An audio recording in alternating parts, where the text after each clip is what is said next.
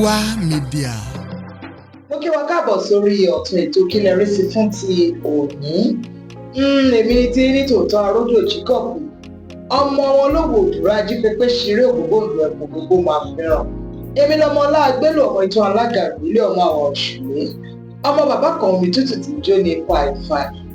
Ẹ̀yin tèmi kí ló ṣẹlẹ̀ kí ló wà nílẹ̀ máa girls. Anyway, orí ètò Kí lẹ rí sí ni ẹwà ètò kan lórí èyí tí àtijọ́ máa fi ọ̀rọ̀ jomi tó rú ọ̀rọ̀ ṣe àgbéyẹ̀wò àwọn kàyéfì àti ìrírí ayé gbogbo tá a gbọ́ tá a rí àbí àwọn tí ó ṣẹlẹ̀ sí àwa gangan. Lábẹ́ bó ti wù kó rí, ilé-iṣẹ́ Nuwa Media ló máa ń gbé ètò Kí lẹ rí sí wá fún ìgbádùn yín. Ilé-iṣẹ́ tó máa ń pọn rere ẹ̀sìn èdè àṣà àti ìṣe Yorùbá ká ilé ká oko. Bẹ́ẹ̀ náà la máa ń polongo àwọn iṣẹ́ ìbílẹ̀ wa àti àwọn ọmọ wa tó ti làǹlàkà káàkiri orílẹ̀-èdè àgbáyé. Bẹ́ẹ̀ ni ẹ káàbọ̀ sórí ètò Kí lẹ rí sí lẹ́ẹ̀kan sí. Fún tòní ìtàn ẹbí kan ni mo mú wá fún wa, ẹbí Adédèjì. Olórí ilé ni à ń pè ní Adédèjì, ìyálé ilé yìí ni a mọ̀ sí Tóyọ̀sí, wọ́n sì ní àbúrò kan tó jẹ́ Kànmí. Adédèjì rí Tóyọ̀sí gẹ́gẹ́ bí obìnrin tó rẹwà ó sì fẹ́ sílé. Wọ́n jọ fẹ́ra wọn fún àwọn ọdún díẹ̀. Wọ́n lóyún, wọ́n bímọ, wọ́n bí odindi ọmọ méjì ní rọ̀gbàrọ̀gbà. Tóyọ̀sí ló wá rò wípé àbúrò òun Kànmí ṣẹ̀ṣẹ̀ gba iṣẹ́ sí ìlú ibi tí wọ́n wà wípé kó máa gbé ní ọ̀dọ̀ wọn títí di ìgbà tó máa fi rí ilé tiẹ̀ gbé. Ká ṣàbọ̀rọ̀ lọ kábọ̀rọ̀ bò ló di wípé Kànmí bẹ̀rẹ̀ sí ní ṣe gbọ́nkú sí ẹ̀gbọ́n rẹ̀ Tóyọ̀sí. Ìgbà míì á kàn yan bákan á kàn sọ̀rọ̀ sí pálapàla.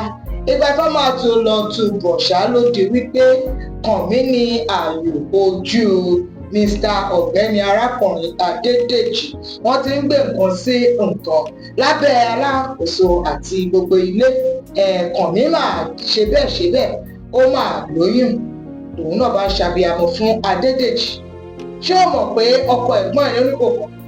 Adédèjì ṣé o mọ̀ pábúrò ìyàwó ẹ̀ ní ó ní yes? Níbi tó tiẹ̀ wá lé dé ṣe Adédèjì ṣe ló sọ ẹ̀gbọ́n ìyẹn Tóyọ̀sí ṣe ló sọ di bàrà. Á wá máa lù á máa ṣe báṣubàṣu bí kò ṣe fẹ́. Ìgbà tó pẹ́ lórí kó jáde nínú ilé púpọ̀ òun ṣábà ṣe ń sọ̀rọ̀ yìí.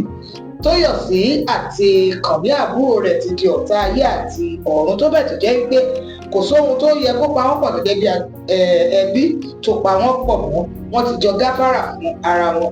Èyí Kànmí kò fi bàbá sílẹ̀. Tóyọ̀sí ìyẹn náà ti bá ìrìnàjò ayé ẹ̀ lọ. Níbi tí Kànmí de Adédèjì mọ́, àṣírí ti tú wípé gbogbo ọmọ tí Kànmí bí fún Adédèjì méjèèjì, Adédèjì kọ́ ló ní ọmọ. Ṣùgbọ́n wọn ò rí Adédèjì jágbà lọ́wọ́ Kànmí torí pé ó ti tó ṣẹ́ ó bá débi tó yẹ kó bá dé. Ẹ̀yin tèmi nílé, kí lẹ rí sí eléyìí lẹ fẹ́ kàn ṣe? Apá àbò lẹ fẹ́ kọ́ gbé ọ̀rọ̀ gbà, ó ti dọwọ́ yín báyìí. Gbogbo tẹ́ bá rí láti fi dá sí èyí tí mo mú wá fún wa yìí, ẹ fi ṣọwọ́ sí wa bẹ́ẹ̀ ṣe máa ń ṣe lórí ìtàkùn wa gbogbo pẹ̀lú nọ́mbà wa àti ímeèlì wa tẹ́ ń wò lórí ẹ̀rọ yín. Bí etí ìparúkọdà Aródú náà ni Aródú owó Aródú ọmọ bàbá kan omi tútù tí jó ní fàìfàì. Àátúpàdé níjọ́ míì ní ọjọ́ orí. Mo fi sílẹ̀ sínú àlàáfíà Olódùmarè. Ó dìgbà kan náà.